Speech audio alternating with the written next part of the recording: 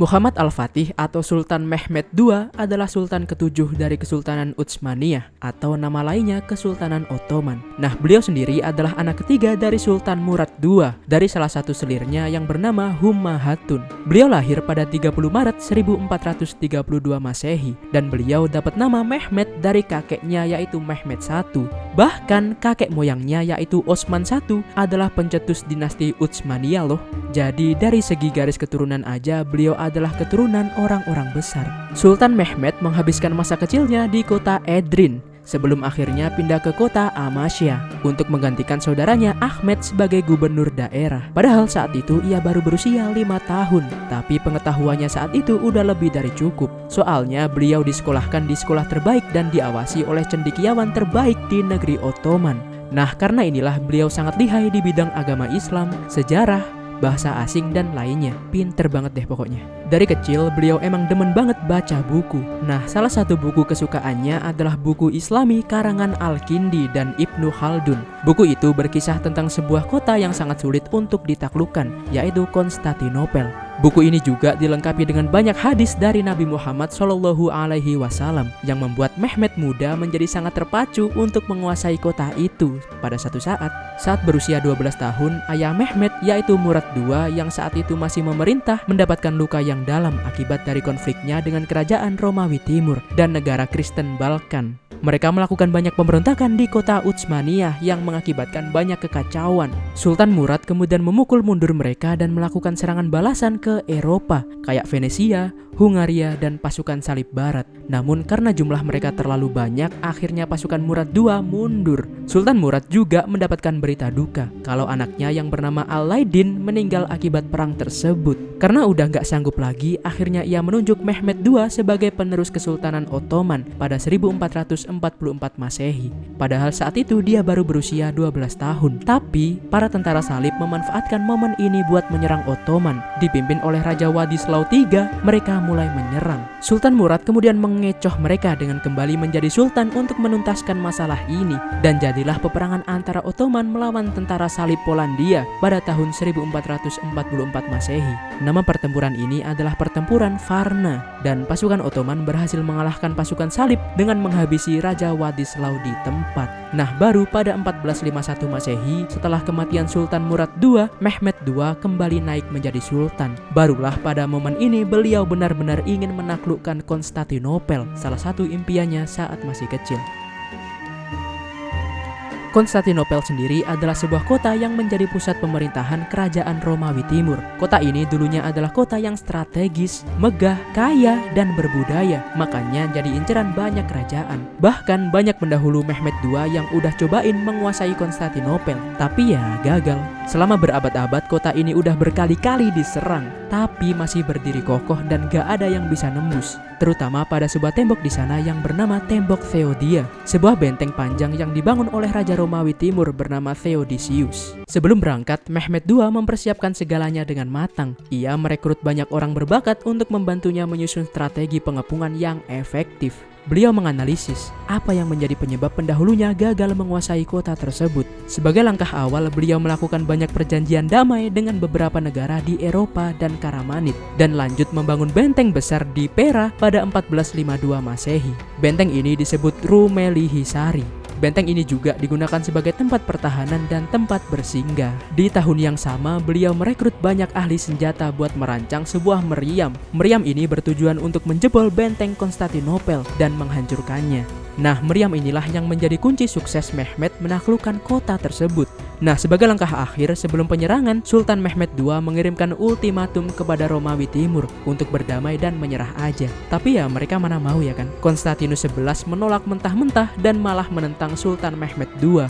Dan pengepungan pun dilakukan. Kaisar Konstantinus memanggil bala bantuan dari Genoa untuk menjaga jalur laut. Dan kemudian pasukan sukarela Kristen dari banyak daerah ikut membantu Kaisar buat mempertahankan Konstantinopel. Namun ini semua gak membuat seorang Sultan Muhammad Al-Fatih gentar. Ia berhasil menerobos banyak pertahanan bertumpuk itu dan maju sampai benteng pertahanan terakhir. Saat itu pasukan Konstantinopel berjumlah sekitar 5.000 sampai 7.000 tentara. Banyak banget ya. Mehmed II kemudian tiba dengan seluruh pasukannya pada 5 April 1453 Masehi. Dan saat di darat, pasukannya bertambah menjadi 80.000 pasukan. Buset, gimana nggak cemas si kaisar ini? Udah mah pasukannya banyak, bawa meriam gede lagi. Mereka berhasil menghentikan pertahanan darat pertama dari Romawi, yaitu pasukan Kristen Yanisari. Pengepungan dan penyerangan ini berlangsung lumayan lama, karena pasukan dari Romawi terus berdatangan. Setelah beberapa minggu, barulah Sultan Mehmed menggunakan meriamnya buat menghancurkan tembok terakhir. Namun sayangnya, meriam itu walau berdaya ledak tinggi, tapi reloadnya lama banget. Jadinya tentara Romawi bisa memperbaiki tembok saat Sultan Mehmed mengisi ulang meriamnya. Karena dirasa nggak efektif, Sultan Mehmed kemudian putar otak. Gimana kalau mereka mengincar blokade pasukan Romawi di laut, supaya nggak ada lagi bala bantuan yang datang. Ini berhasil dan akhirnya Romawi harus menarik pasukannya dan merelokasinya. Relokasi ini ternyata butuh waktu yang lama, dan waktu inilah yang dimanfaatkan oleh Sultan Mehmed buat langsung menyerang masuk ke jantung pertahanan benteng. Proses ini dinamai serangan akhir. Sultan Mehmed membagi proses ini menjadi 3 gelombang. Gelombang pertama, Mehmed mengirimkan pasukan yang dipimpin oleh Bas Bozuk dan Azab buat menyerang, bertujuan untuk mengurangi jumlah pasukan yang ada, tapi gagal. Gelombang kedua ya pakai meriam lagi buat menghancurkan tembok-tembok yang lain, tapi sayangnya gagal juga. Tapi dinding udah kebuka. Nah, di gelombang ketiga, Sultan Mehmed dan pasukan baru bisa masuk ke jantung kota. Dan serangan ini berhasil membuat Giustiniani terluka, yang membuat semangat pasukan Romawi menciut. Pasukan Mehmed II berhasil menancapkan bendera mereka di tembok. Kaisar Konstantinus masih berusaha menyerang ternyata, namun gagal total, yang akhirnya membuat dirinya terjatuh. Pasukan Romawi semakin mundur dong, soalnya pemimpin mereka udah gak ada. Dan pada 29 Mei 1453 Masehi, Sultan Mehmed II yang baru berusia 21 tahun berhasil menaklukkan kota Konstantinopel, kota yang gak bisa ditaklukkan selama berabad-abad dan akhirnya bisa jatuh ke tangan umat Islam. Beliau kemudian mengubah kota tersebut menjadi pusat budaya Ottoman, pusat administrasi dan ibu kota kerajaannya yang baru. Semua orang boleh tinggal di sini, dari ras apapun, etnis apapun, atau agama apapun boleh semua, asal tidak mengacau dan bisa hidup berdampingan. Panjang banget ya ceritanya. Mungkin ini skrip terpanjang aku selama bikin konten sih, tapi menurutku worth it banget. Aku jadi tahu gimana perjuangan dan kegigihan Sultan muda dalam menaklukkan kota yang sangat-sangat kuat. Sultan Sulaiman adalah Sultan ke-10 di Kesultanan Utsmaniyah, atau bagi yang kurang familiar, beliau adalah Sultan ke-10 dari Kesultanan Ottoman.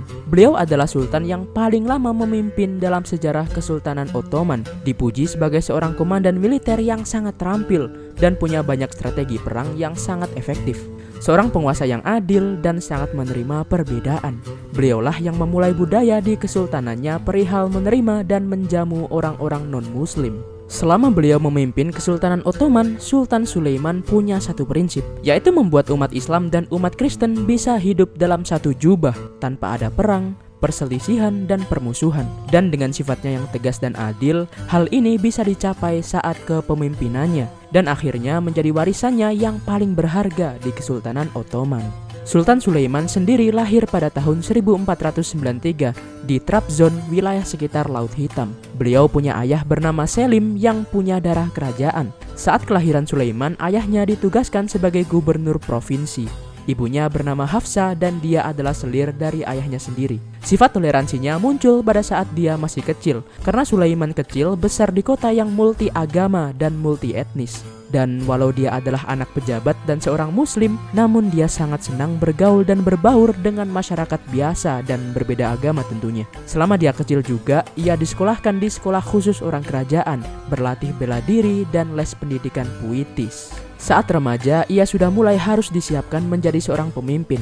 Namun, selama ia belajar tentang kepemimpinan, ia merasa aneh dengan gaya kepemimpinan ayahnya yang kejam dan cenderung sombong, sampai bersikap diskriminatif. Dan tibalah saatnya Sulaiman menjabat sebagai gubernur distrik di usianya yang masih remaja. Ia bertugas di sebuah daerah bernama Kaffa di semenanjung Crimea. Namun sebuah peristiwa naas terjadi. Pada tahun 1512, ayahnya yaitu Selim tadi membunuh saudara laki-laki dan keponakannya untuk mendapatkan kontrol militer secara penuh. Ia pun mengarahkan pasukannya untuk menghentikan pergerakan tentara milenarian Safawi ke Ottoman. Selim berhasil mengalahkan pemimpinnya yaitu Ismail dan berhasil menduduki Kesultanan Mamluk Mesir pada tahun 1516.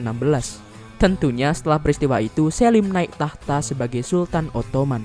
Selim kemudian mengangkat Sulaiman sebagai gubernur di distrik Anatolia Barat. Di sana, Sulaiman berhasil memanfaatkan sumber daya di daerah tersebut dan menjadikan Anatolia Barat sebagai distrik yang sangat makmur. Rakyat di sana sangat senang dengan gaya kepemimpinan Sulaiman, tegas, cerdas, dan efektif dalam setiap keputusannya. Ia kemudian banyak menulis puisi untuk menunjukkan kematangan intelektual dan sekaligus sebagai perbaikan budaya. Nah, saat tahun-tahun inilah ia mulai dipandang oleh para petinggi Ottoman.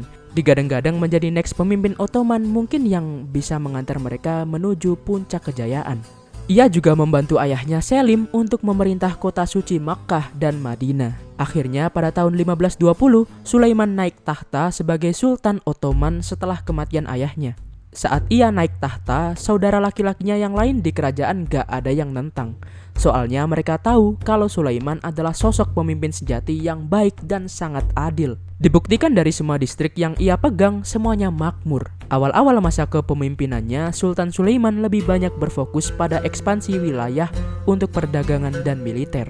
Dia berhasil merebut Beograd dari Hongaria pada tahun 1521. Ia juga berhasil merebut wilayah Rhodes pada tahun 1522. Dan dia juga berhasil mengalahkan Louis II dari Hongaria pada tahun 1516 di sebuah pertempuran bernama Mohacs. Dengan ini, ia berhasil merebut kerajaan Hongaria sepenuhnya dan banyak lagi daerah yang beliau kuasai selama ia berada di tahta. Saat ia berada di puncak kepemimpinannya sebagai sultan, ia melakukan sebuah gebrakan budaya. Bersama rekan lamanya bernama Wazir Ibrahim, ia merealisasikan sebuah hal yang selama ini ia inginkan, yaitu menjadikan Kesultanan Ottoman sebagai kesultanan yang universal. Dan akhirnya ia berhasil menyatukan umat Islam dan umat Kristen dalam satu kerajaan. Namun setiap awal pasti ada akhir. Pada tahun 1540-an semuanya mulai berubah. Sulaiman mulai memasuki usia tua dan menderita penyakit asam urat yang lumayan parah. Ia pun mulai kesepian karena anaknya bernama Mehmet meninggal karena penyakit cacar pada usia ke-21 tahun. Kehidupan politiknya juga mulai melemah. Banyak daerah kekuasaannya yang tidak berjalan seperti yang ia mau, membuat Sultan Sulaiman menjadi sosok pemarah dan temperamen. Ya wajarlah ya. Udah mah pusing di kepemimpinan ditambah kepusingan urusan pribadi.